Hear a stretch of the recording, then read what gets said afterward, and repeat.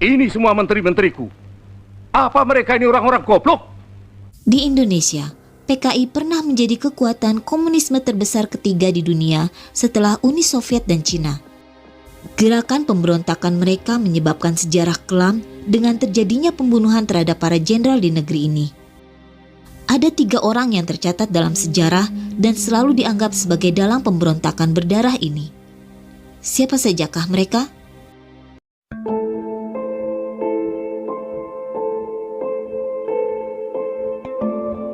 DN Aidit. Dipa Nusantara atau DN Aidit adalah Ketua Umum Komite Sentral atau SISI Partai Komunis Indonesia. Ia mengambil alih partai itu dari komunis tua Alimin dan Tang Lingji.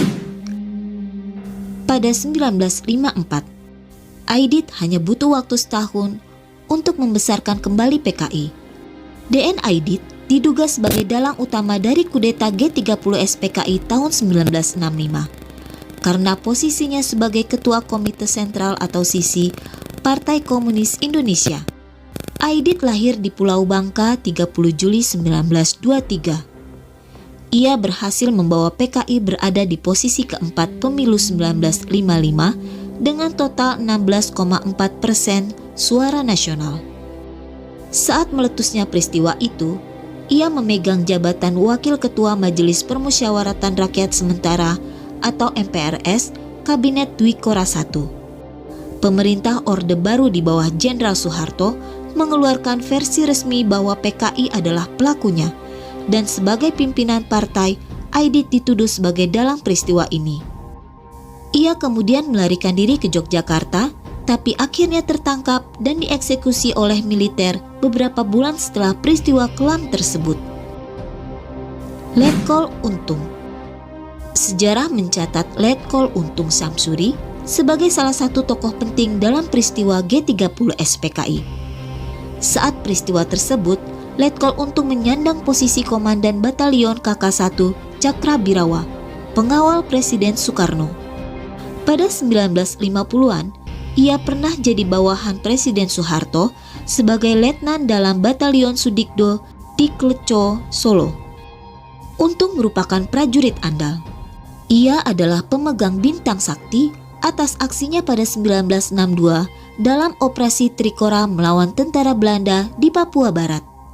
Dalam peristiwa G30S PKI, Letkol Untung diduga sebagai pion terdepan yang menggerakkan pasukan Cakrabirawa untuk melakukan penculikan dan pembunuhan kepada 7 jenderal. Syam Kamaruzaman.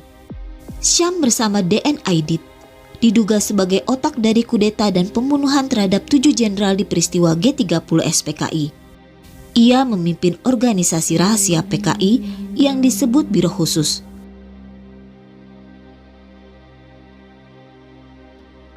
Biro ini bertujuan mempengaruhi dan mengurus kelompok tentara berhaluan kiri.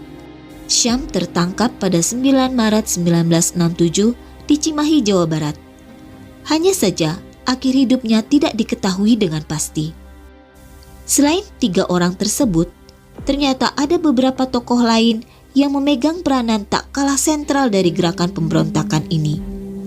Mereka adalah Musso. Munawar Musso alias Musso adalah tokoh komunis Indonesia yang memimpin Partai Komunis Indonesia atau PKI pada era 1920-an. Ia memproklamirkan pemerintahan Republik Soviet Indonesia pada 18 September 1948 di Madiun. Tujuannya untuk meruntuhkan Republik Indonesia yang berdasarkan Pancasila dan menggantinya dengan negara komunis. Namun dalam waktu tidak lebih dari 2 minggu, kekuatan bersenjata tentara Musso dihancurkan pasukan TNI yang menyerang dari Jawa Timur, dipimpin oleh Kolonel Sungkono, dan Jawa Tengah pimpinan Kolonel Gatot Subroto. Tanggal 31 Oktober 1948, pasukan TNI di bawah pimpinan Kapten Sumadi memergoki Musso di Purworejo. Musso menolak menyerah dan melarikan diri. Dia bersembunyi di sebuah kamar mandi. Di sana dia terlibat baku tembak hingga tewas. Amir Syarifuddin. Saat Indonesia baru merdeka, Amir Syarifuddin menempati sejumlah posisi penting di pemerintahan. Ia pernah menjabat sebagai Menteri Penerangan, Menteri Pertahanan, dan bahkan Perdana Menteri Republik Indonesia. Saat berlangsung perjanjian Renville dengan Belanda, Amir bertindak sebagai negosiator utama. Hasil perjanjian Renville ternyata tak menguntungkan Indonesia, karena Belanda hanya mengakui Yogyakarta, Jawa Tengah, dan Sumatera. Maka Amir pun dikecam oleh banyak kalangan, mengakibatkan kabinet Amir Syarifuddin jatuh. Ketika Musso tiba dari Moskow, Amir dan FDR segera bergabung dengan Musso. Untuk memperkuat organisasi, maka disusunlah doktrin bagi PKI. Doktrin itu bernama Jalan Baru. Selanjutnya PKI banyak melakukan kekacauan, terutama di Surakarta. Daerah Surakarta dijadikan daerah kacau atau Wild West, sementara Madiun dijadikan basis gerilya. Sebulan kemudian Amir ditangkap TNI di hutan kawasan Purwodadi. Amir dieksekusi mati bersama para pemberontak Madiun yang tertangkap. M.H. Lukman. Muhammad Hatta atau H.M. Lukman adalah orang kedua di Partai Komunis Indonesia setelah Aidit. Bersama Nyoto dan Aidit, ketiganya dikenal sebagai Triumvirat atau tiga pimpinan PKI. Nama Muhammad Hatta diberikan karena Lukman sempat menjadi kesayangan Muhammad Hatta, proklamator RI. Setelah pemberontakan Madiun 1948, Triumvirat ini langsung melejit, mengambil alih kepemimpinan PKI dari para komunis tua. Tak banyak data mengenai kematian Lukman.